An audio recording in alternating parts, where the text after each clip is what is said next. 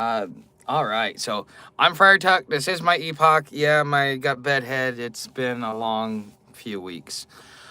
Anyways, this is this week's live, or this is Tuesday's live stream. So I was actually, before the show started, I was looking up some homeless news to kind of figure out what's going on. There was actually two articles that really stuck out to me. 23% of Americans are worried about becoming homeless. I mean, 23%, that's it.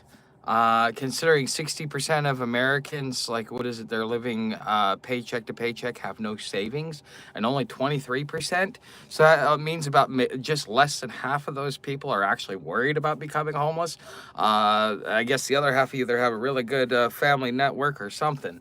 And then the other one is growing number of seniors face homelessness. Well, what do you expect? You've got Social Security, the rising price of rent, but you know what? Social Security recipients are starting to get a lot of increases in their pay. At least that's what the news articles say. So, looks like the party is moving over here. Yes, Jeremy, it is. It is. So I'm gonna go back to here so I can actually read it versus like having to press my face up against the phone to be able to read it. So it's actually much better over here. So I'm in the sound booth. Okay, so most people come in here to record music. I come in here to record videos, do my live stream, and to do my voiceovers because you guys have seen me with like the headset on and the microphone.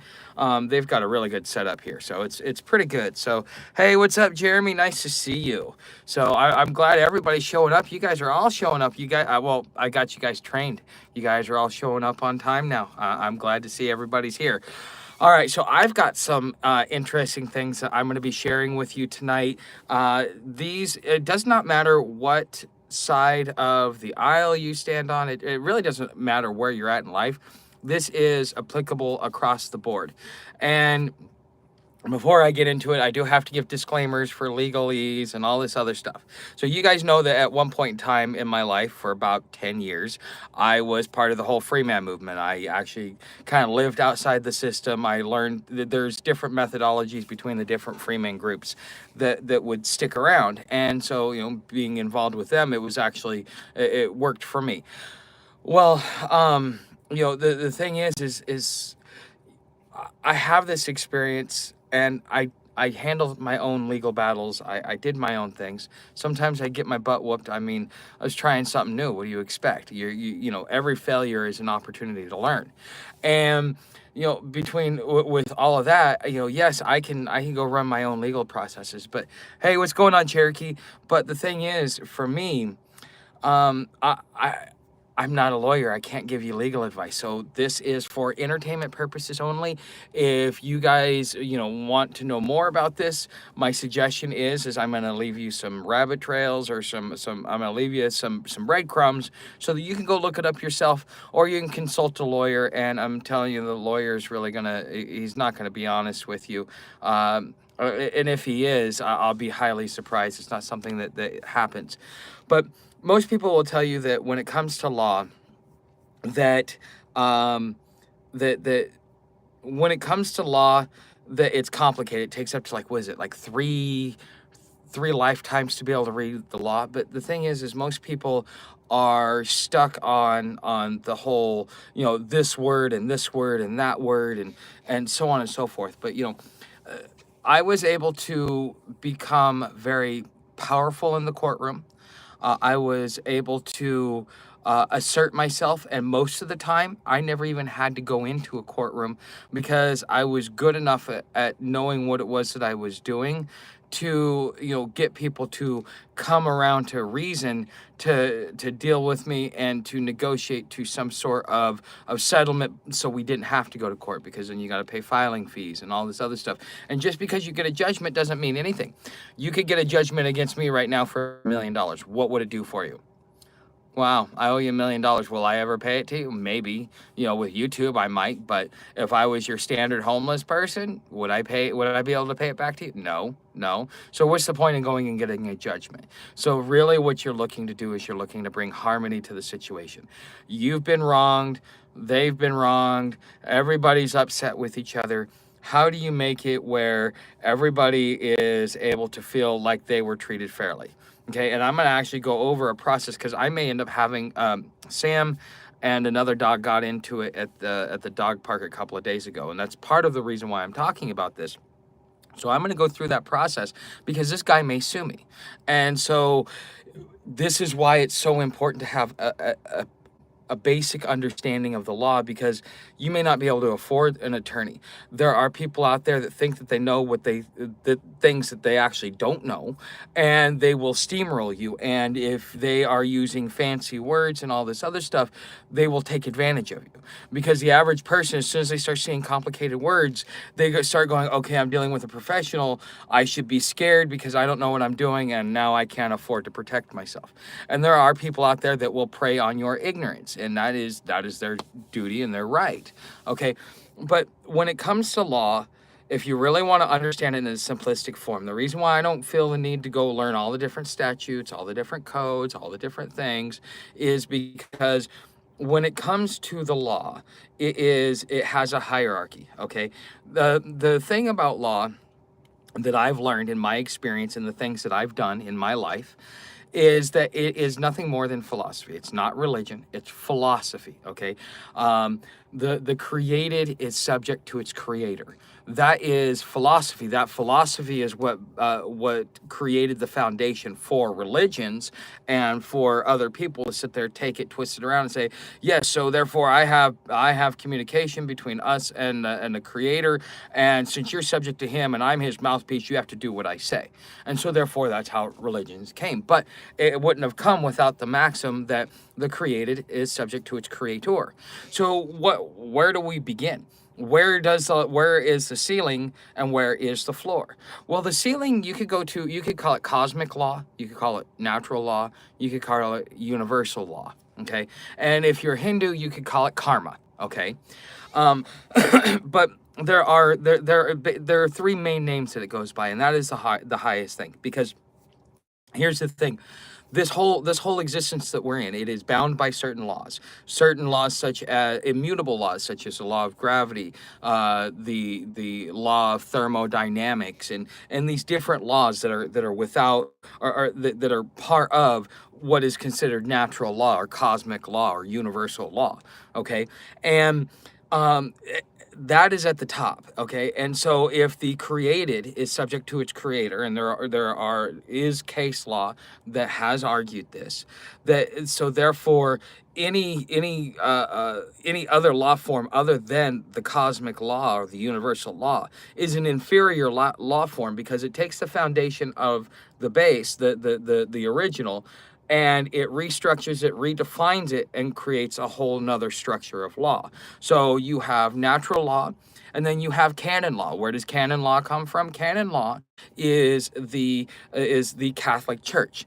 There are a lot of rumors, especially if you're worried about the Federal Reserve, that the Federal Reserve contract was actually written under canon law. Why would you want to do that? Because if the created is subject to its creator, so therefore it has to go to the highest law form. The only law form that would actually negate anything that was written under canon law would be natural law. Okay, so and natural law is natural law. Okay, so when you get all the way down to the bottom, what's at the bottom? What's the most inferior law form you can deal with? It's called statutory law. Statutory law can be overturned at any point in time. But the thing is most people are convinced that they need to go pay lawyers thousands of dollars to be able to go do this. If you go out and you observe nature, and there's some subscribers here, we've had conversations about this. If you go out and you get in nature and you start observing nature and you realize, okay, do I ever see a squirrel get down on his knees and pray? No. Okay, so prayer is just something that we do, is part of our culture and kind of like who we are. So therefore, prayer is not a requirement by nature, because therefore I do not see a squirrel, a snake, a bird, a fish. I do not see any animal, anything in nature that will sit there and bow down and catch you in prayer. But yet you can catch a human in prayer, especially when you go into certain places. Okay, so with that being said, under natural law, you would say, well, if you tried to go with canon law versus natural law, you would be able to use that as an argument. So therefore, there are superior and inferior law forms. So just understanding that and understanding the basics of that. Why do you need to go learn admiralty law? Why do you need to go learn the law of equity? Why do you need to go learn all of this? Because everything goes to the top. So if you understand what's at the top, which is probably the most simplistic law form, it is the law of the jungle. Okay, it is also so the hierarchy of law is natural law, canon law, ecclesiastical law, common law, admiralty law, and then there's like 3 or 4 under that, and then it goes down to statutory law. You can actually find it on Wikipedia if you go and you look. So there's a different structure within it. Okay, so once you understand that, all of a sudden it stops being intimidating because you look at it from a primal point of view, from an instinctual point of view. This is why even the most simple person can go and take care of themselves. Now, they would like to convince you that only a fool represents himself because they're too busy playing a wordsmith game. Because not only is it philosophy, but it's a game of writing. How good are you at creating words, defining words, redefining words, and using them in a sentence and within the body of a written work to be able to inspire and control the individual reading it to compel themselves to do what it is that you want them to do? Okay, so all these different things, and so therefore knowing the choice of your words, understanding your language, understanding that within there is legalese, and the reason why they call it legalese is because they take your language and my language, which we use in common every day, and therefore they redefine those common words, and then they use them against you. Okay, because the thing is here's the truth of the thing, and here's probably one of the most important reasons why you need to be able to at least learn the basics of this, is because if they're going to come take your guns, they have to write a law first. If they're going to come take anything from you, they have to write a law first. If they're going to do anything to you, to write a law first. So if you don't understand how that works, how can you defend yourself? You say, okay, yeah, I've got the cops coming, they're coming to take my guns. Well, why were they coming to take your guns? What gave them the authority to take your guns? Do you understand what was written, and do you understand how to be able to defend yourself? Because the Bill of Rights is based upon natural law. Okay, so I know some of you, I'm kind of losing you and stuff like that. Tell me, let's see here. I want to, before I transition into the next part of this, because now I'm going to explain to you what happened with Sam and kind of help you understand my point of view, so that maybe you guys can kind of see it and tell me if I'm wrong. Because here's the thing, I want to know if I'm wrong or if I'm right. If I'm right and this guy has no leg to stand on, because I really don't think he has a leg to stand on, great. But if he does, then I need to start preparing, because that means if this guy chooses to come after Sam, which means he's going to come after me, or come after Sam through me, then I am going to have to make sure that I have all of my ducks in a row. Okay, so here's what happened. But let me go through and read some of the comments. Okay, so it looks like, okay, hey Cherokee, hey Bug Out Adventures, nice to see you. Collection is a hard, yes. Went live mid-text combo and didn't even tell me. I'm sorry, Alfred. You're an expert at 3D forward thinking. Yeah, okay. Hello, hope your days are doing well. Thanks, Anthony. I finally figured out an issue I'd been trying to fix for a week. What is that, Luke? Or no, animals prey like humans. Okay. Do any other animals eat like whales? Huh. Well, actually, yeah, they do. It is eating. Okay, prayer is prayer. It doesn't matter whether you're doing it the way that the Muslims do it, which is you got to face Mecca, or you do it the way the Christians do, which is on your porcelain throne, so that you can do it in secret, and so therefore you and God are having a conversation while you're on the crapper. I mean, prayer is prayer. There's different ways in which you do it. Eating is eating. There's different ways in which you do it because it's what you've been given in biology. But all in all animals eat. Okay, it is a requirement that all animals eat. I have not met a single animal that does not eat. Now, how it eats may be different than how another animal eats, but that's just it doesn't really hold up to water. I see where you're trying to go with this, but it doesn't really stand up. So let's talk about what happened to Sam, okay? Because I wanted to make sure that 'cause it wasn't skipping. Because I went and watched the live stream we did Saturday, and there was a lot of skipping, and it was almost hilarious. But anyways, so what happened with Sam? So we go into the dog park, and Sam has kind of been spazzing out, okay?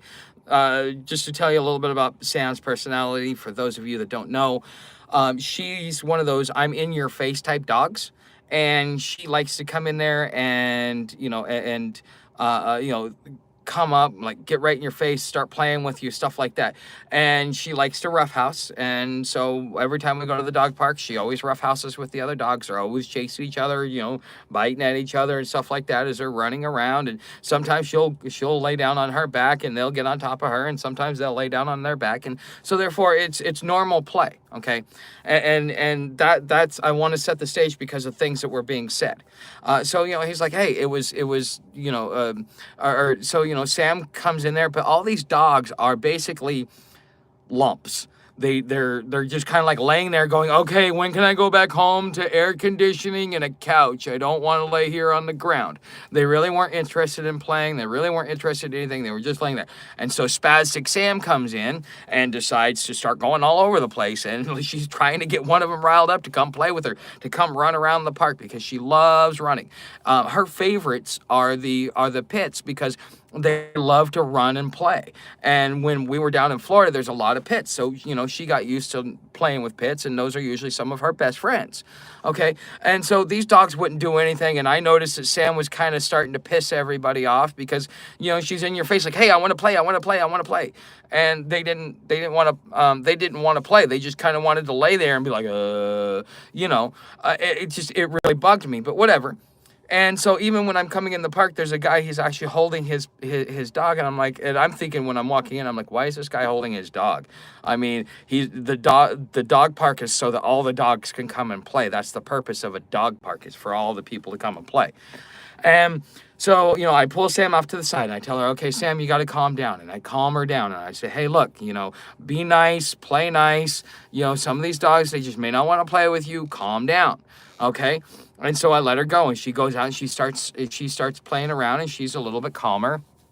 And I turn my back, and next thing I know, I hear another dog, and then I hear Sam back, okay, and I'm flipping around trying to figure out what's going on. So I don't know anything that's going on at this point in time. The only thing that I saw, and I was so proud of Sam for doing it, was this. It was a little pug, not a pug. It was like a miniature bulldog or something like that. That was and she flipped that thing on its back. So it came up to go after her, and she flipped it on its back, and next thing you see this little dog.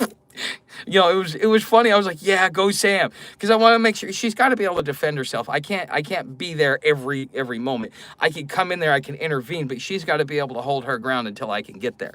I mean, there has to be some give and take as far as the trust that goes with an animal, because when Sam and I were having issues when we first started, when she was first with me, one of the things that I ended up learning was that I broke Sam's trust. Well, how do you break a dog's trust? Well, if a dog is getting attacked or getting into a hairy situation, and you're not like proactively getting in there, getting in between, protecting your dog so that your dog knows that you're there and you've got its back, then it's going to lose its trust with you. And if it loses its trust with you, it's not going to listen to you. It's not going to do anything you do. It's going to rebel against you.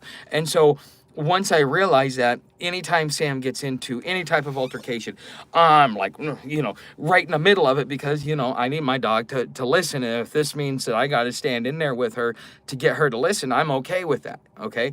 So, I mean, I hear Sam, I see the dog flip. I run over there. Sam's running around. I'm trying to catch her, but this dog is chasing after her. So I finally grab Sam by her back, and basically, push down on her and tell her, stop, stay, sit. And the other dog just starts to go to lunge at her. I catch the dog in midair by his little choke chain and grab him. And if the guy hadn't had taken the dog from me, I'd have tossed the dog across the park. I was mad because Sam was being passive, and this dog was continuously trying to attack Sam. Okay. So I'm like, okay, whatever, whatever. I pull Sam off to the side. I don't know what's going on. I know Sam just got into a fight. And I'm like, I don't know what to do. I'm just going to keep her over here because, maybe something will happen. Maybe she just needs some time to calm down, but she needs to be able to have some time to play. And, since I don't know everything what happened, I can't necessarily punish her other than make her like sit off to the side while I sit there and I calm down and I start working on our backpack, okay, or on my backpack. Well, here comes this guy, and he's like, you could see he's got his chest puffed out, and he's biting his lip like, oh, I'm about ready to sock this dude, right? And I'm like, okay, here we go. Okay. And I'm like, whatever. So, here we go. And this guy comes up to me and I'm like, yeah, so what's up? He's like, is your dog vaccinated? I'm like, yeah. What this guy doesn't know is not only is Sam vaccinated, but she's got extra vaccines because of our lifestyle. So if we ever come to a place and she needs water and she has to drink standing water, I don't have to worry about her getting sick and passing it on to me. The fact that we're out in the outside, she has to have extra, what's it called? She has to have extra vaccine. So yeah, my dog's vaccinated. Because I think that was his first point. Like he was going to come and try and get all contentious with me. He was looking for a reason to be able to fight me. Okay. And he later on, he'll say, oh, no, no, no, nothing's going to happen here. But no, I was giving him a warning. It's like, look, dude, anyways, let me get further along in the story. So I'm like, yeah, so why? What happened? And he's like, well, my dog's bleeding. I said, oh no. Where is your dog bleeding? Okay, because at this point in time, this is the reason why I was talking about the whole legal stuff, because the legal process starts at this point in time. Okay, so right now what I'm doing is I'm doing fact fighting, because in the event that this turns into something that may end up being a legal a legal altercation, because if Sam bit the dog, then I am legally responsible. Not only can he sue me, but Sam could possibly even be put down if this guy is able to convince the legal system that Sam is a danger. And so therefore, this is something that is very, very touchy. And so because I know what the possible consequences are, because I understand where this is going, I'm starting to go follow along as if this is a legal process. Okay. And so, first thing I says, oh no, I'm so sorry. I don't understand. It's like, yeah, your dog's aggressive, your dog's this, your dog's that. And I'm like, you're the first person that's ever said that my dog's aggressive. Normally everybody says she's the nicest, friendliest dog and so on and so forth. He's like, well, she was showing her teeth and all this other stuff. And I says, yeah, she does that with all the dogs, and all the dogs do that with her. She comes in here, that's what her and all the other dogs do. Nobody's ever complained to me about it. Actually, when I tried to stop it, I was told that that's just how the dogs play and to leave it alone. So I left it alone, because that's how her and all the other dogs seem to play. So you're the first person to ever tell me that. Okay, and I'm telling them this for a specific reason. Okay, and so I'm like, but okay, so I get it, but what's wrong? Why are you here? Because the guy's just he's trying to fact find and trying to find a chink in my armor so that he can come in there and find my vulnerability.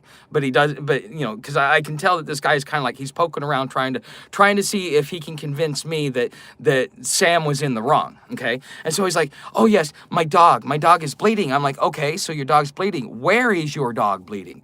Oh, it's right here next to the tooth, and it's like da da da. I says, well, that's kind of strange, because, I was expecting to see, where Sam had bit her on the back or something like that, because my old man, his first dog was attacked by two Rottweilers, and I remember what that was like, so that's kind of what I'm expecting, and I'm like, okay, and he's like, yeah, it's like right there next to her fang tooth, and I says, well, and you couldn't even see any blood, so it was just a tiny little scratch, okay, and the reason why you want to be concerned if you're a dog owner for this is because the plaque on a dog's teeth is like venom.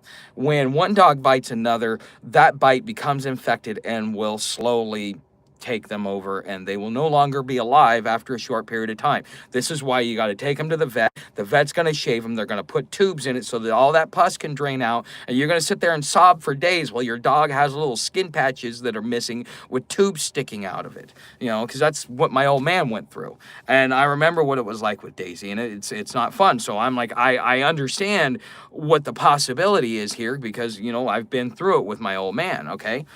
And so this guy, the guy's like, this has happened and so on and so forth. I'm like, well, how do we know that, that the dog didn't like bite itself? I mean, it's such in a spot. It's right there near a fang tooth, and that fang tooth is pretty pointy. I'm more worried about Sam because her teeth are not that sharp. This dog has got some sharp little teeth. And so I'm sitting there talking to this guy, and I says, and I start looking over Sam to see if Sam's been bit, because I'm like, I'm more worried about her because I see how sharp that little dog's teeth are. And I'm like, okay, so Sam's fine. And I says, we don't know. The dog could have bit itself in the fact. And I says, look, your dog was, if you remember, your dog was lunging at my dog, and I grabbed it and handed it to you. And so, I says, so the thing is, you're trying to say that my dog attacked your dog. What proof do you have that my dog attacked your dog? And he's like, well, before you showed up, you saw when you came in, I was holding her. I says, yeah. And he's like, well, another dog had came up to me, and my dog got a little upset and tried to pick a fight with that big dog. And so therefore, I'm sitting there going, okay, now after that, you think I'm actually going to believe that my dog is the one that's the aggressor here? I mean, you just openly admitted that your dog is territorial of you, and any dog that gets near you, it's going to get upset. Not only that, with the way that this dog was acting, if you were here towards the beginning, where I talked about being able to keep your dog's trust. Okay, and being able to keep I think this guy's lost his dog's trust because I was the one running to separate his dog and my dog. Well, he's just standing there. It's like, come on. And so, like, I think that's part of the reason why the dog is that way. Plus, the dog is just territorial. It's one of those types of dogs. Small dogs tend to be very territorial, just the way they are. Okay. And so, so he tells me that his dog gets mad at another dog, and he's like, okay. And he's like, yeah, your dog, he was sitting there, him and another dog were sniffing it, and your dog comes and gets in the middle of it. My dog didn't like it, so she attacked your dog. Okay, so now you're coming at me. You think that you're coming at me like you're about to take a swing at me, and it's your dog's that's the problem, and you're trying to convince me that it's my dog that it's the problem. Okay, and this right here is the whole problem that we have within society, because it doesn't just happen with Sam. Okay, because, afterwards I'm just like, well, here's my channel. So I told him, he could watch, because I'm expecting him to watch this, because I wanted to take a day to be able to process what the hell was going on so that I could, really understand what was going on. Because like I said, I had to process what he said. I had to process what I saw. I had to make sure that everything lined up. And if I had any discrepancies, I could state them then. But this, in a lot of ways, because of federal rules of evidence and this being the digital platform, it's got a date and time stamp. This is live. I can actually now use this as an affidavit or testimony in the event that he ever decides to sue me. And so therefore, because I have brain damage and I have short-term memory issues and things like that, it's very, very important that I get it out when it's still fresh in my head versus, maybe a week or 2 weeks down the road. Now this guy comes at me and I don't remember what happened. I only remember bits and pieces. I don't remember the conversation because, I let it go because it was just something short term, so on and so forth. And then therefore I have no way to protect myself. So this is part of the reason why I'm talking about this here, is because I needed to have like some sort of digital record, because, here's the problem. And so I'm calling my old man and I'm telling him about this, and he's yelling at me going, well, you just need to go to a different park. I says, why? What did Sam do wrong? Sam and I, we live out here. She needs that park more than that dog does because, she's on the leash 24/7. She gets no playtime unless I take her to the park or I take her to the river. Other than that, she's on a leash and we're either in the library or at camp. And even though I don't really lock her up at camp or anything else like that, she still has to stay in a confined area. She doesn't get the freedom to run around. So why do I have to do that? It's, the bully comes at you, just go somewhere else. Well, now the bully, he's got his bad habits, bad behaviors reinforced, and now he's yelling and screaming and irritating more people, and they're being told, just avoid the bully. And then, you got the migrants coming, just avoid, that's no big deal, quit, but you're just complaining. Oh, well, your job's being automated. Oh, well, quit complaining, until finally we come to a point where it's like, at what point in time do I stop and I say, you know what? It's about time that I stop allowing my behavior to enable bad habits, bad behavior from society, because that is what's causing the breakdown. That is why if you really want to break it down to the crux of why I lost my business, that's why I lost my business. Because, somebody was upset at 2:00 in the morning and decided to start shooting at my business partner on the way to an appointment at 2 a.m. Okay. So at what point do you stand up and say enough is enough? There's a famous movie where there's a quote where the guy talks about getting and shouting on the roof, "I won't take it anymore." Okay, this is that time. How many times do we as people, are we going to roll over and go, just avoid him, it's not worth it? I mean, I got myself in that habit. You got yourself in that habit. I just quit worrying him. It's just another way to sit there and say, I don't want to be responsible for what's going on. Don't want to stand up for what's going on, so on and so forth. And so even Glenn Beck is parroting the cliche, weak men create hard times. Hard times create strong men. We need strong men. Well, being strong means that you got to stand up and you got to say, hey, you know what? This is enough. And you have people that are doing it. There's a guy named Michael Knowles that I watch. He's doing it. I disagree with some of his methodology, but he's doing it. Okay. There are other people that are standing up, but very few are doing it, because it's going to be sad one day when it's like, they came for this group and I said nothing. They came for this group and I said nothing. They came for that group and I said nothing. And then they came for me and there was no one left to tell.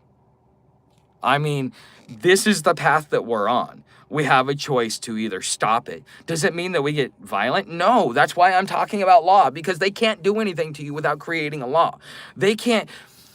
I cannot go to jail for getting into a fight until they pass Measure 11 in the state of Oregon. Up until that point in time, somebody had to press assault charges. Two guys get into a fight, they don't press assault charges. They settled it. One win, one lose. If one was a sore loser, he would whatever, right? And so, but nowadays it's not like that. Okay, so it's about time to stand up. Okay, and it means that you need to start overturning these laws. When something happens to you that's wrong, use natural law, because natural law will negate everything. I'm a human being. I have to eat, I have to sleep, I have to have so much water, and then I have to be able to release my waste. Those are biological requirements that nature requires me to do. So by natural law, I'm required to do it because I have no choice in the matter. The natural law has already made that choice for me. Okay, so therefore, to make it illegal for me to sleep, to make it illegal for me to use the bathroom, to prevent me from using the bathroom, what does that say? Okay, and that is why you pull in natural law versus trying to do this whole statutory law, because all they're doing is they're doing fast talk so they could pull the rug out from under you and now use wordsmithing to legalize something that would otherwise be considered illegal or immoral, and they have now made it okay to do. Okay, and that is the benefit of the statutory system, is it allows you to take heinous things and turn them into things that are considered socially acceptable.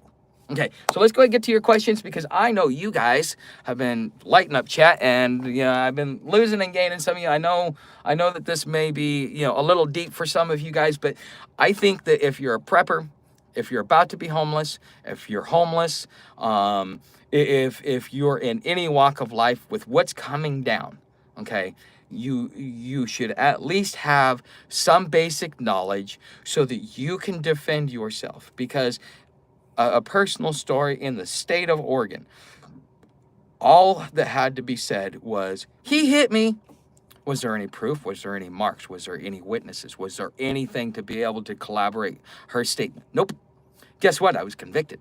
That's called hearsay. And when justice used to be blind, that would be thrown out. It's like, what proof do you have? Do you have any marks? Do you have anything else like that? That's why you used to have to be able to show marks in order to do it. And that's why some guys learned how not to leave marks, okay? Because it was part of the process. But now it's like, I believe her, whatever she says is true. And now you have these emotionally damaged women that are now seeing this as an opportunity for them to seek revenge on men, essentially. And that's what's happening. That's why men don't trust women. That's why men aren't dating. That's why the dating pool is pretty much unless it's just going to be a one night stand or just a little friendly relationship.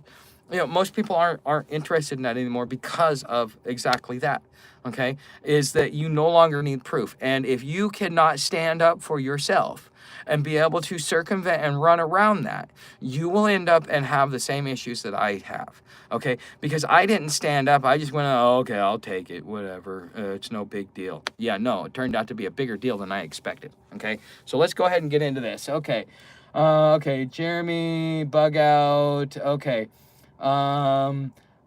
Yes, I'm doing well. I finally figured out an issue. Okay, yeah, that was the last one. It's a place you feel closer to Jesus, not a bathroom. Well, with Mormons, they talk about, you need to have a private spot. You're not supposed to do it in public. You're not supposed to get public notoriety for it. You're supposed to do it in private. So the only place that in a Mormon household that you get privacy is in the bathroom. Okay, so my dog eats like a whale. Yeah, you know what? So does mine. She eats 7 times a day and still acts like I'm starving her. I've had people I've had people try and start a fight with me because they think that I'm starving my dog because of how nuts she's going about everybody else that has food around her, not realizing that she eats like 7 times a day. She gets her breakfast, then she gets part of my breakfast, and she gets part of my lunch. Then she maybe gets part of my dinner, and she gets her dinner, and she gets snacks throughout the day. Or I don't eat lunch, so I eat breakfast, but she still gets snacks throughout the day. So she's always eating.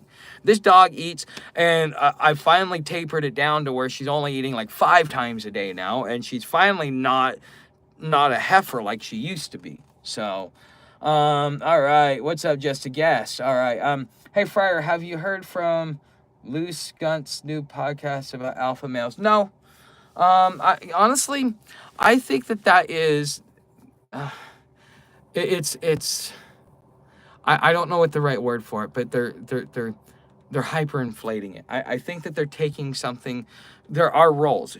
You are based upon your environment, the way you're brought up, and so many other factors will decide whether or not you are a leader or a follower. Did your parents allow you to take risks? Did you take risks? If you took risks, you're more likely to be a leader than if you played it safe. Okay? If you had helicopter parents, you're always going to be, worried and dependent on other people. So therefore, you're going to vote for government programs. So a lot of this is predetermined. So unless you're doing it to learn about yourself, which if I was doing it to learn about myself, I would be looking at the Sigma male, which is the lone wolf. And quite frankly, the more I've learned about a lone wolf, the more I understand how I fit into that. But because it's not that I've been ostracized by society, but I myself have walked away from society to the point in the same way that a wolf gets kicked out of its pack. And I just decided to walk away on my own versus getting kicked out. And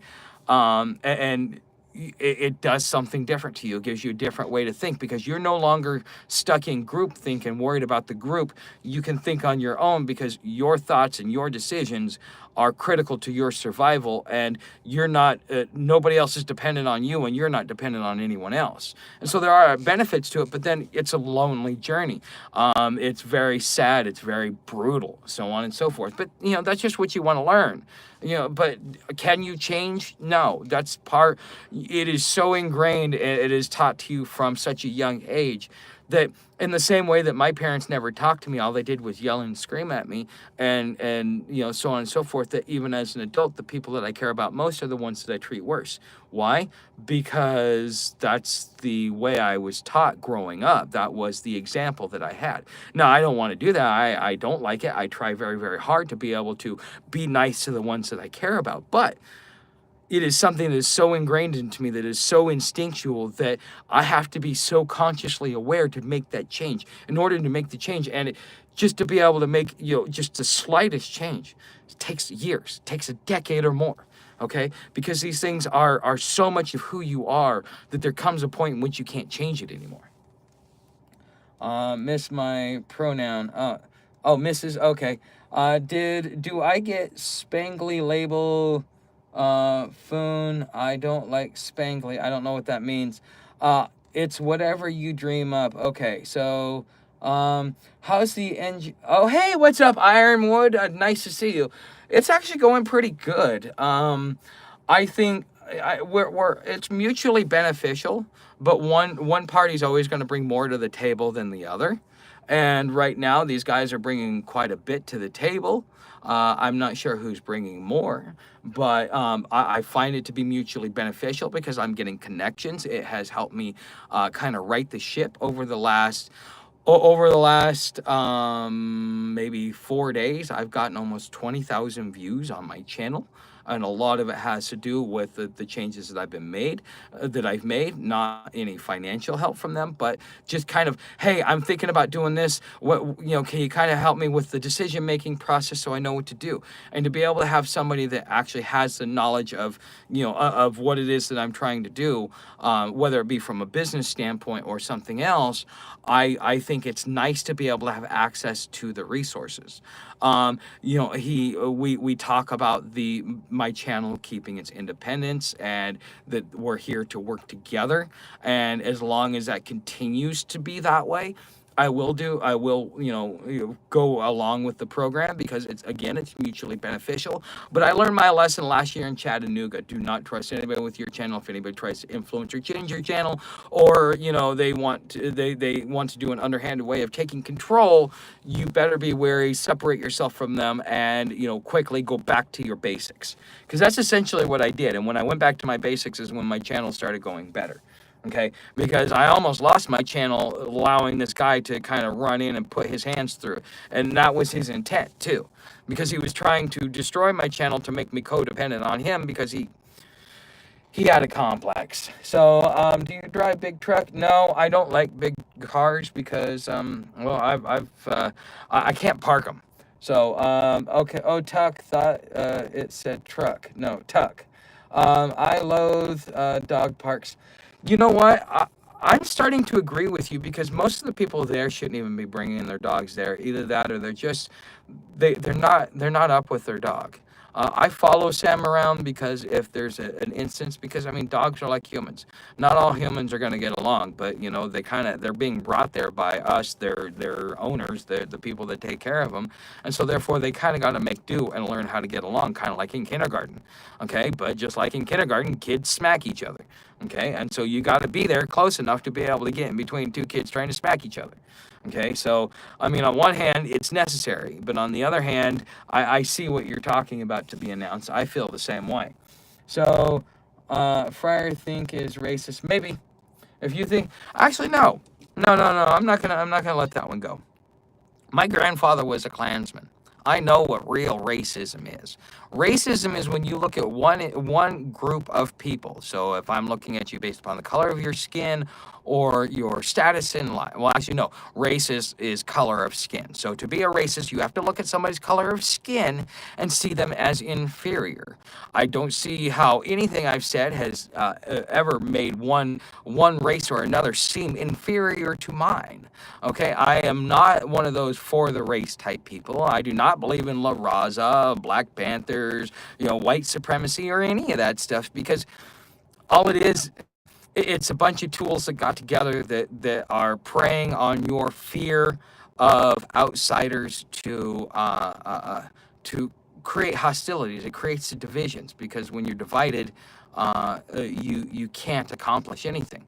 When you're united, you can accomplish things. So all these supremacist groups, and they all do it, not just whites. Blacks do it, Asians do it, Hispanics do it. They all do it. But it's wrong in any culture, because what it's doing is it's holding back progress, and it's taking people who would otherwise be civil towards each other, and making them uncivil because they're stirring up division. So if you're accusing me of that, you better have something. Otherwise, that's slander. And under slander and defamation of character, especially in this day and age, that comment alone could get you in a lot of hot water. So be very careful. So, okay. Okay. Glad to finally make it. Hey, Melody, I'm glad to see you too. You're from Nottingham. No, I'm from Oregon.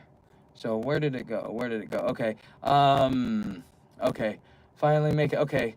What an idiot. They clearly didn't have control over their dog, even admitted it. Yeah, that's what I'm saying, Samantha.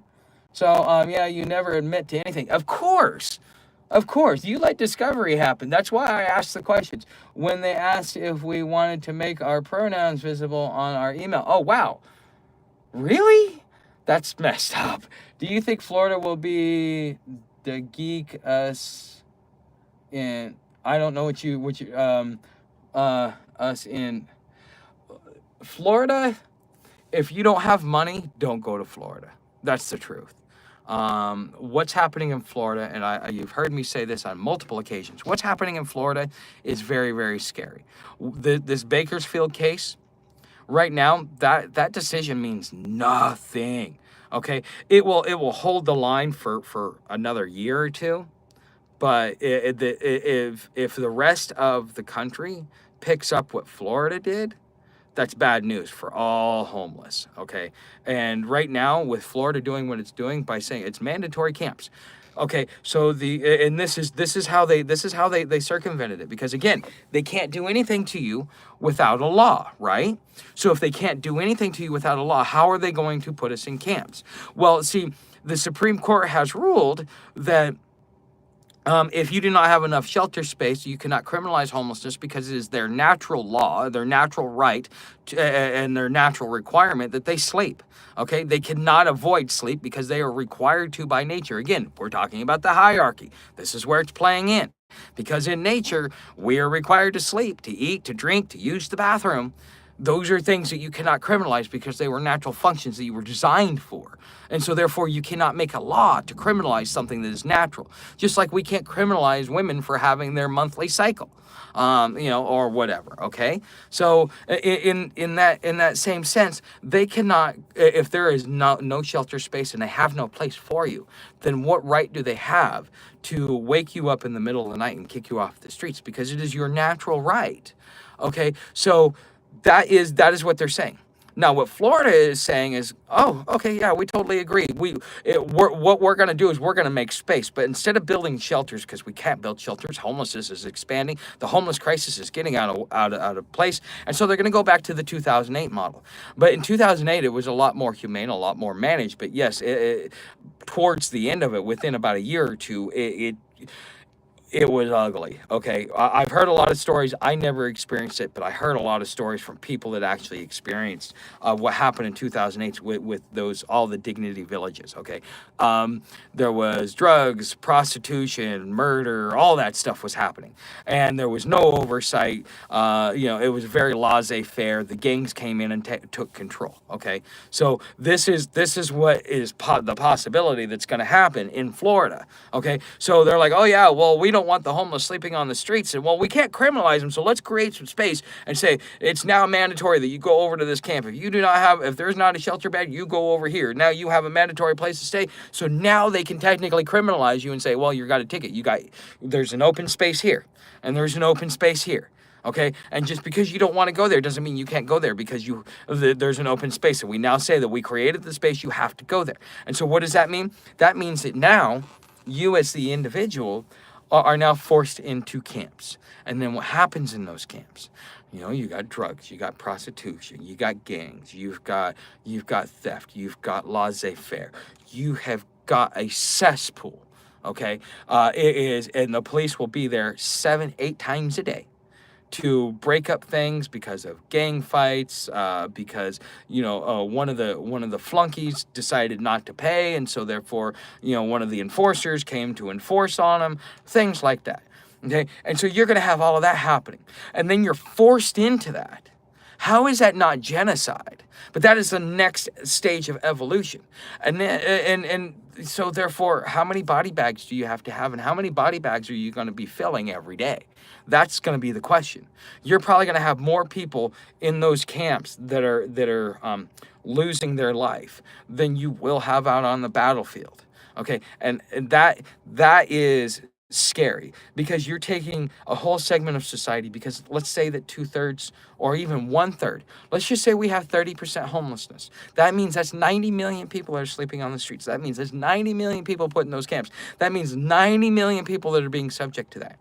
And nobody's standing up, because there is no recourse. There is no law, because the police are not there. They're not keeping order. They would have to run this like a jail. They would have to be there on site, on presence. They would have to have multiple officers there to be able to directly respond. And so now what are you doing? You're just taking your whole homeless population, because they lost their everything due to no fault of their own, because of incompetent politicians, and now you're going to throw them in prison? It's not prison. They can come and go. Well, okay. Well, just like you have martial law and martial rule. Martial law, you can't go out after dark. Martial rule, it means that hostilities have ended, but we've still got our totalitarian dictatorship going. That's what happened post-Civil War. Okay, so that's what I have to say about that, Cherokee, because I think that's valuable. So it sounds like the dogs being dogs to me. Yeah. Well, this guy was trying to say that because Sam was showing her teeth and biting at him and stuff like that, because they were roughhousing, is what all the other dogs do, that made Sam aggressive. And Sam is not aggressive. I actually had to prove it, because one day she scared the living daylights out of me when she was biting at me. This was back when we were in Gainesville. And so I had to see if she was a violent dog, or I had to see if she was a passive dog. And so I've been learning how to train a dog to be a protection dog. And there's the first part of the training, to make sure to test out to see if the dog is, you pop it in the snout. If you pop it in the snout and it goes at you, well, then you can train that dog to attack. You can train that dog to be a protection animal. But what Sam did is she just stood there and looked at me like, why did you do that? That is a passive animal. That animal will never be able to be taught how to be aggressive, because it's not in their DNA. It's not in it. And so this is kind of how you test. And because of, she was cold and she was biting at me and I didn't like it, and it was kind of making me nervous, because I'm wondering, it's like, okay, is my dog about to turn on me? And what did I do to actually get this dog to turn on me? Because I thought I was being nice to her, and, with it just, she's mouthy, she's rebellious, but she's not aggressive. She will not, when she bit that girl the other day, it would be considered in most people a love bite. The thing is when you start petting her, and then you stop petting her, she's going to start nibbling at you, because she's telling you, keep petting me. I want more attention. She's not doing it to be aggressive. She's not doing it to anything else. She does this because she's like, oh, I love you. Please pet me more. I want more attention. I want more attention. Ever since those kids tried to steal Sam from me, she now comes and sits in my lap and just kind of like tries to melt inside of me, because she's so worried about losing me, I guess. I don't know. But ever since those kids tried to steal Sam, that is the one issue that she's been doing ever since. Okay, so yes, Leapy, this is live. Ask chat about POL stream 5 to 10 a day from wherever. I don't know what you're talking. Ask chat about poll stream 5-10 a day for. Okay, I don't know what you mean by that, Alfred. 5 to 10 minutes a day. Oh, poll stream. I don't. Huh. Oh, I know what you're trying to say. Okay. All right, guys. I need you guys to answer this in chat. Okay. So 1, if you agree with Alfred. 2, if you disagree with Alfred. Alfred wants me to do a daily live stream. That means wherever I'm at a certain time, I'm going to do a daily live stream. I'm going to come on. We're going to talk. Okay. 1, if you want me to do a daily live stream and you agree with Alfred. 2, if you think, hey, twice a week is enough for me, I don't want any more, okay? Because here's the way it works out for me financially on the live streams. Unless I'm getting tips in my tip jar, or I'm getting super chats or anything else like that. I technically don't make any money on the live stream. So when we walk through, because of the format that I'm using, people swipe through. Okay, so I get let's say 500 views over a 90-minute period of time. Okay, well, I don't get paid on those 500 views, and so for the next 12 hours, another 250 views are going to come in. So now I'm not getting paid on 750 views, and then by then it sputters out and it goes down, and I'm only getting paid on 40 to 70 views. So yes, it says that the video got like 7, 800, 900 views, but I'm actually only getting paid on like 50. So as far as ad revenue and the way that I'm building it right now financially, it doesn't really make sense unless I'm getting, at least I would, in order to do it live every day, to be viable, I would have to be making at least $25 a week to start with, as far as tips in my tip jar or super chats or super stickers, stuff like that. I would have to have that for at least, for 25 bucks, $25 a week to be able to justify doing that, because every day I got to come up with a topic, so on and so forth. I don't mind doing it. I would love to do it. I love doing chat with you guys, but this is what Alfred keeps suggesting. I'm kind of on the fence on it. If you guys want it and you guys want to participate in it and you think that it will turn out fine, then I can come on and I probably won't go live for longer than like 15 to 30 minutes. It's going to be a daily update, talk with you, answer any questions, show you any updates. So if I got new gear or if I want to show you how I'm camping and stuff like that. But then I may stop doing regular uploads as well. And there's a certain segment that only watches uploads. They don't watch live streams. And there's a segment that only watches live streams. They don't watch uploads. You guys watch a lot of my content and cross-pollinate, but it doesn't happen.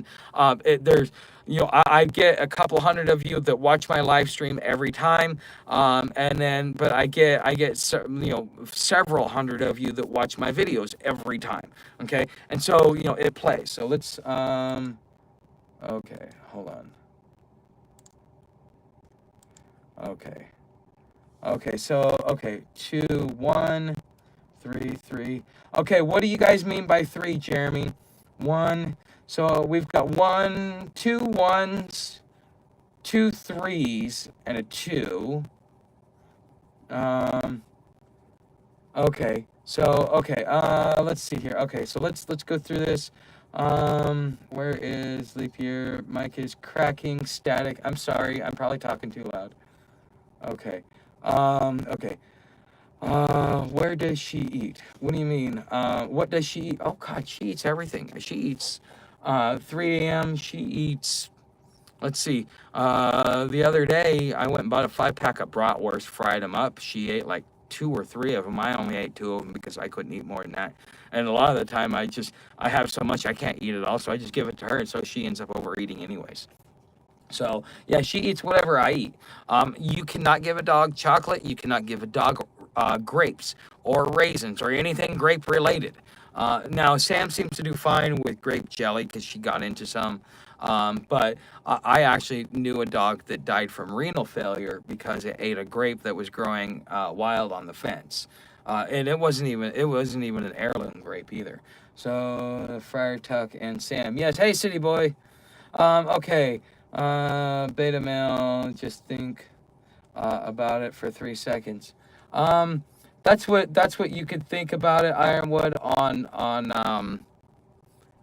that's what you can think about it, but it's not necessarily a beta male. A beta male doesn't have independence. A beta male is codependent.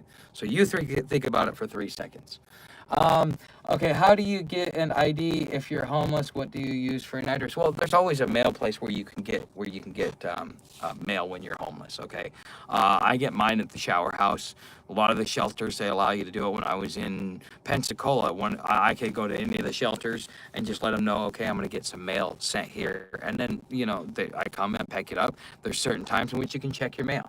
Okay, but as far as getting your ID, there are programs.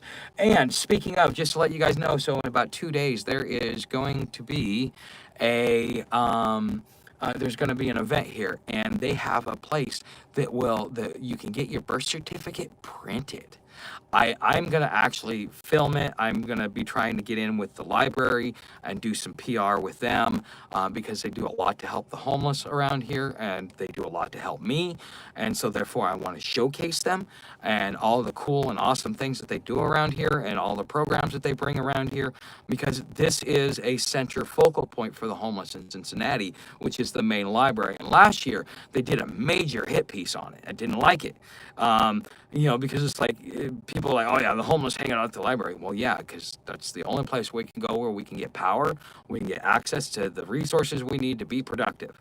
Okay, I got access to a sound lab, I got access to a computer, I got access to the right software I need to be able to do editing, I've got access to study rooms, I got access to literature.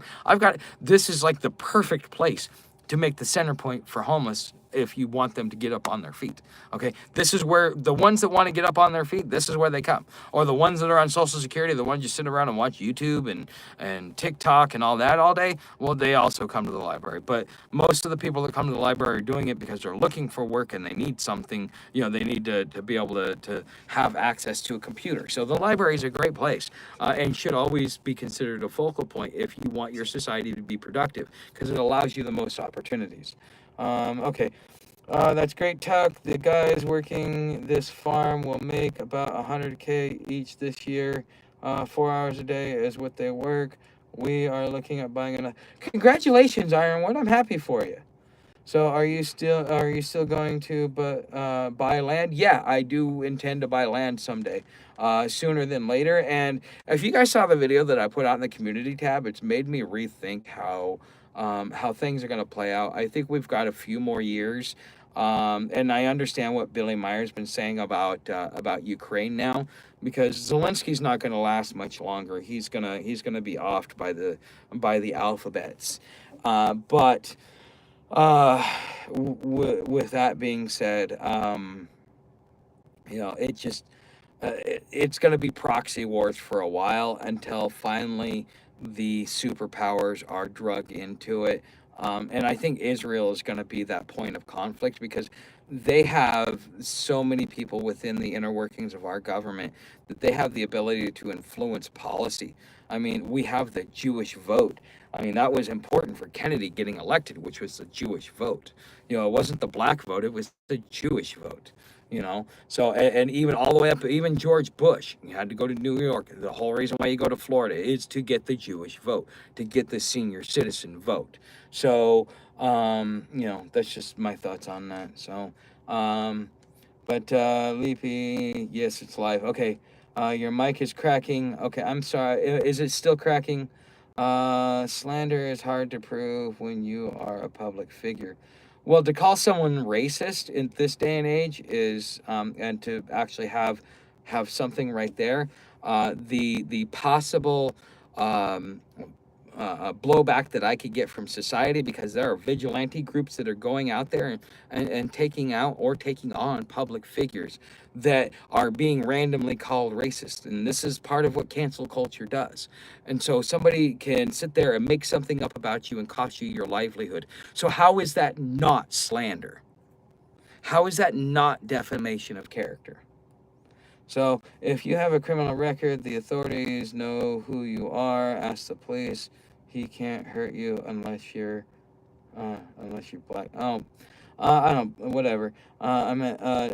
I meant dangerous. I think Florida is going to be the one place you don't want to be. Florida is going to be underwater anyways. Don't go to Florida. Florida, if you're going to go anywhere, go to the Midwest. Go out into the mountains. Go into the national parks that are in the West Coast. All that BLM land. If you're going to go somewhere, go there. But I'm agreeing with a lot of people that are saying that cities are not the place to be. Cities are definitely not the place to be. So, Tuck, so you're saying if you end up in Florida, you're gonna have to. Yes, I will be forced into a camp according to the new law that was passed. And thank you to Rugsy. No, it wasn't Rugsy who shared that with me. That was Paranoid who shared that one with me. Because it was right as I left Florida is when they passed it. So it was passed maybe 3 months ago. So, Fluffer, damn, okay, yeah, okay. Florida sounds dangerous. The whole country is dangerous. The whole world is dangerous.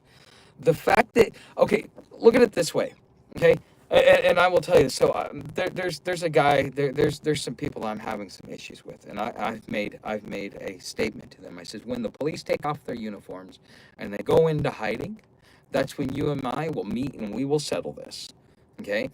And there's a lot of truth to that. It's getting to that point. We are at a point right now where the law-abiding people are holding back only because they know that the legal consequences are not worth the vindication.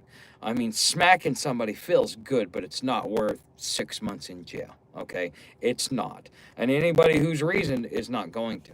They're waiting for that moment. But the thing is you've got all the criminals are being protected. Sam is in the middle of doing her job because I am having one of these blackout rushes. And so I have two kids that come over in the middle of this rush and try and take my dog from me because they don't understand what's going on, but yet they think they know everything. Okay? And so Sam was in the middle of doing her job. If those kids would have turned around and walked away, um, yeah, they wouldn't have made it out of the park with Sam. Okay? And that's the truth about how dangerous it really is out here. Right now, you have everybody. We're just waiting for the police to go away. The police are looking the other way because, one, they're not being protected. If at any point in time, because they're looking for this powder keg to blow, they're looking for this powder keg to blow. George Floyd was intentional as far as the PR and the hysteria that was around it. That was intentional. That was by design. Okay, the American people are not going to stand up and riot for somebody that is a repeat criminal. Now, if he was an upstanding citizen, if he was Steve Urkel and that happened to him, yeah, I could see that. But this guy was a repeat offender. Did he deserve what happened to him? No. But there were going to be legal consequences. So therefore, was it worth rioting? No, it was not. Okay, but what they're doing is this is how they're doing it. And when you have defund the police and that being public policies that are being adopted by these left-leaning cities, so what incentive does a cop have to incentive to do anything? He's doing just enough to keep his job.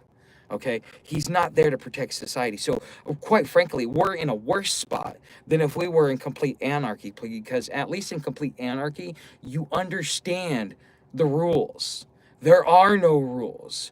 You know, there is a natural law within anarchy. Anarchy is not lawless. There is order and structure, but it is law of the jungle. It is the closest thing to natural law, but it still has the opportunity and the makings of being very barbaric compared to the systems that we're under now. Okay, so which one is better? A system where the cops are barely doing enough to keep their jobs, and therefore they're still there keeping the good ones at bay instead of allowing them to defend themselves and to be able to settle matters because the system itself has turned against them and now made them the bad guys when they've been the good guys the whole time. Okay, that is the dangerousness. That it's not just Cincinnati. It's not just here. It's not just in America. This is happening in the whole West. If you want to understand how this whole powder keg is going, that is really what's going. And I'm experiencing it myself because again, I'm one of those people that's just waiting for it to all go away so I can go settle things because I have no recourse. Those kids stealing my dog, okay?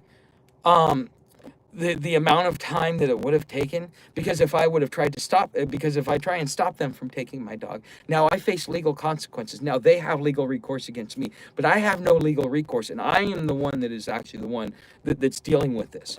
And so you've got to ask yourself, at what point in time do people just say enough is enough? And I was actually literally, because my old man, when he's telling me just go somewhere else, this is what I'm yelling at him because I am so mad. And I know I'm not the only one.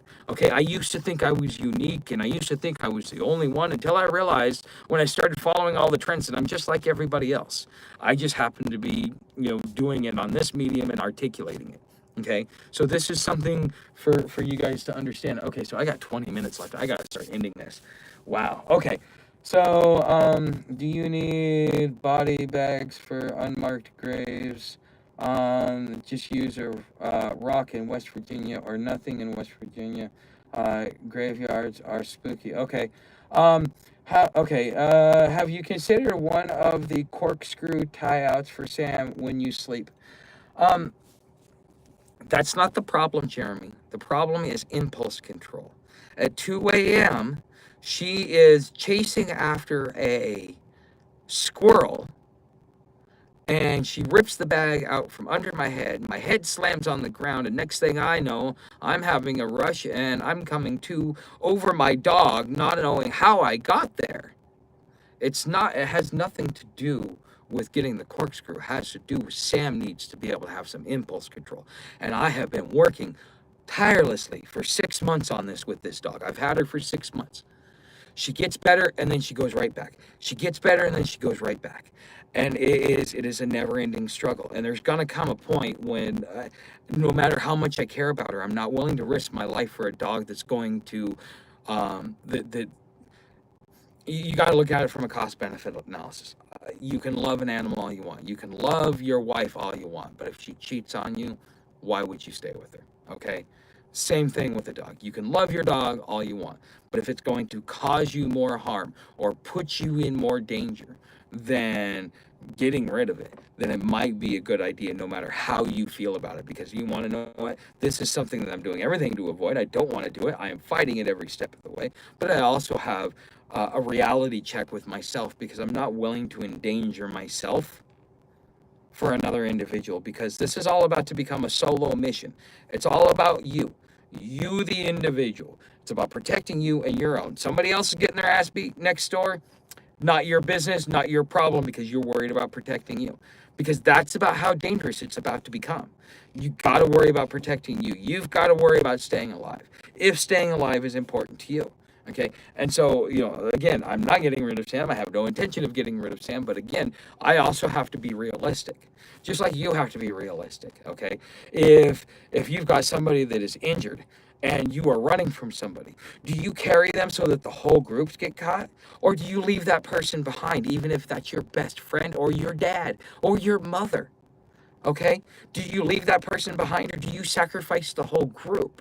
Okay? And these are the true decisions that you will be forced to make when this whole shitstorm comes flying down. Okay? It's just the way it's going to be. All right. So I better start. Okay. I want to make sure that I get, okay. So 1, 2, okay, hold on. Let's see here. Okay, so I want to see how many ones and twos. So 1, 2, so I got, what are the threes? Okay, so I got a 2. Okay.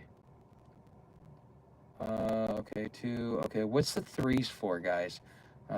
Okay, yeah, you're not making any profit, then I can wait.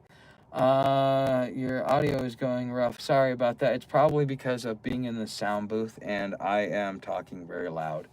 Okay, maybe do the live stream with just interactions with us and uploads, then make actual topics. Okay. I'll watch either way. Oh, okay. So it looks like the ones went out on this then. If 3 is, because I've got 2 threes, which means I'll watch anyways. That might as well be a 1, and I got 2 1s, so that's 4-1. Let's see here. Alfred. Oh yeah, Alfred said 1. Jeremy said 1. Okay. So do you guys just want me to come in and just have a basic conversation with you, give you a basic update, so on and so forth? I will try to do it every day, and I will probably do it when Sam and I settle down for the night. So you'll probably get like maybe a 15-minute window. It's going to pop up, hey, I'm going live for like 30 minutes, okay? I may go live for longer than that, but, camp's going to be set up. Sam's going to be sleeping on her sleeping bag. It's just going to be me. And, where I sleep at, there's plenty of lighting, so I don't have to worry about being in the dark, but I can have a conversation with you that way. And we'll do it for like 20, 30 minutes a night. That way it's not doing anything as far as like affecting money-wise, but it still allows me to service you guys and make sure, because, I love these conversations. I love being around you guys, man. You guys are my family, okay? So, but I've got 17 minutes left, and then I have got to get out of here. Wait a minute. Oh shit. Yeah, I guess I gotta see if they can give me a few extra minutes. But anyways, you gotta help the channel, man. You guys are the channel. You are the product. Okay. And so, being the product, I do whatever it is that I can to satisfy you guys. So, I'm glad that you guys show up. I'm glad that you guys are here. I'm glad that you guys participate. And I'm glad that I'm able to bring value to you all. I want to answer one last thing before I go because I had somebody say this, and I'm going to say this in another video, but I had somebody say, hey, look, Tuck, I'm in a van. I love your stuff. I'd love to be able to contribute and help, but how do I help? I don't know how to help. And here's the thing, and I'm gonna share with you because I'm open and transparent. I'm not worried about it. If one day I'm making $1 million a year off of this, then I'm gonna share that with you guys. I'm not gonna be in the dark about it because you guys are invested in my success. This is just something that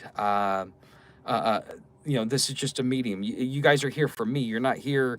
You guys aren't here because I'm a millionaire or because I'm not a millionaire. You guys are here because you find value in what it is that I offer. So I don't mind being transparent, because what it does is it says it's a reflection of how much support that I have from you guys.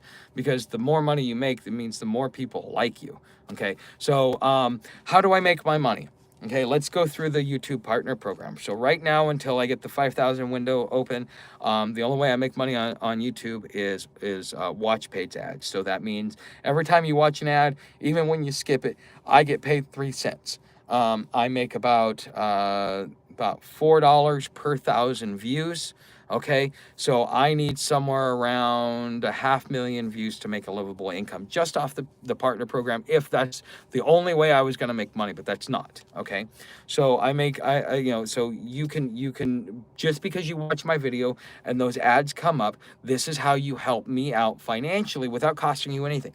Another way that you can help me out financially without costing you anything, doing what you normally do, is when you click on those affiliate links down in there. Okay, what it does is it puts a token in there. It doesn't mean that you have to buy the item I suggested, but it puts a token in there. Okay, you can call it a loophole or whatever you want. It puts a token in there.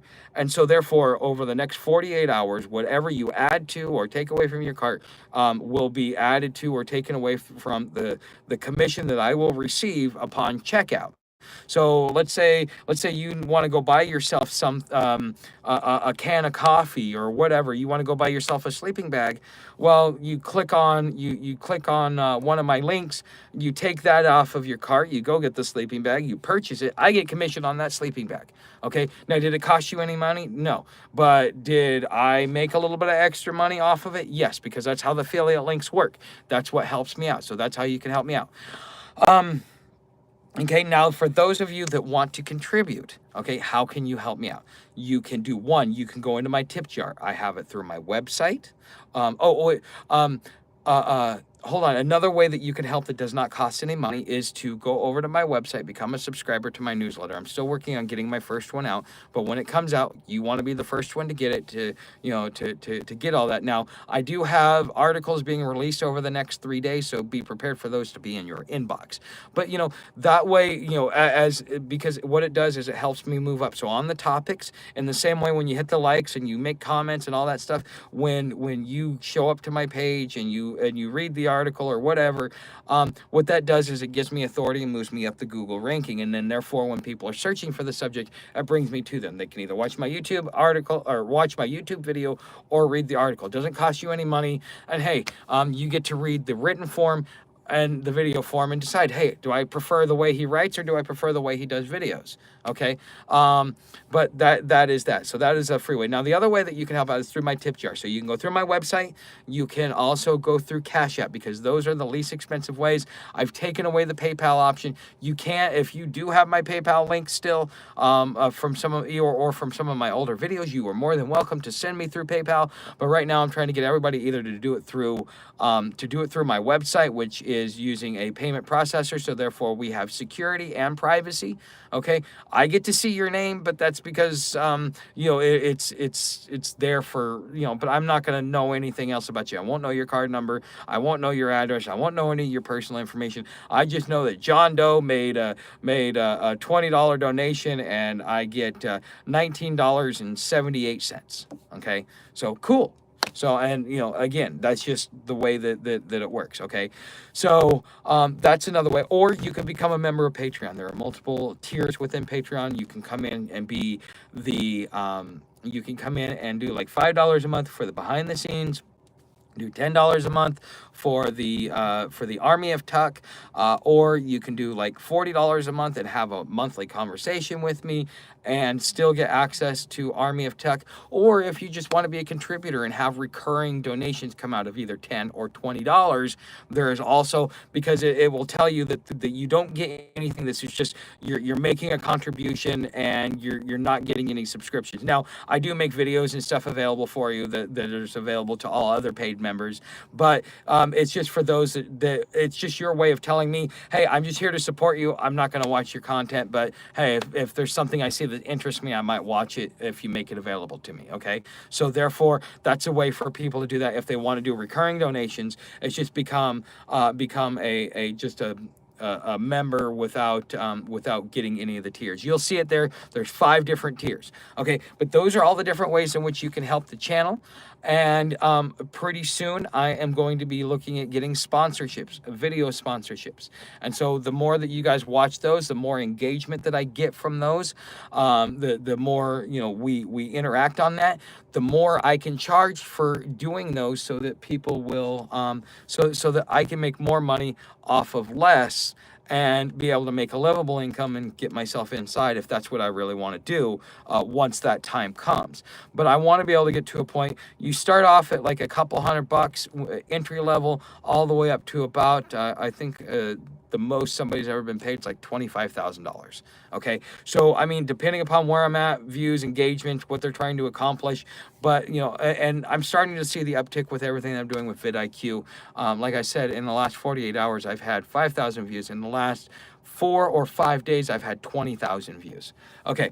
So I hope that answers that question for that individual. If you want to help out the channel, just watch my videos and comment on them, share them, help me reach a larger audience. The more you participate, the more my stuff gets pushed out to other audiences. Okay, so okay, all right, Leapy. Okay, is it free? The product is you. Yes, if it's free, the product is you. You are the product. I'm not the product. Okay. Because the thing is YouTube is using me to get to you, to advertise to you, so that they can make money. Okay, so for example, if it wasn't me, it'd be someone else. I'm not the product. I'm the medium. Okay, the advertiser wants to reach you. Okay, so YouTube offers you free access and charges the advertisers for access to you on a content creator that brought them there. So we are the attraction, but we are not the product.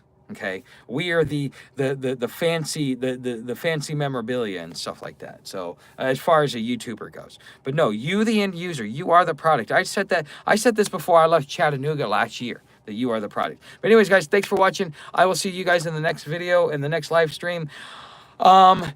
Give me about 3 days before I start doing the dailies, because I need to kind of restructure and move some things around, but I will start doing the dailies in about 3 days. See you guys then.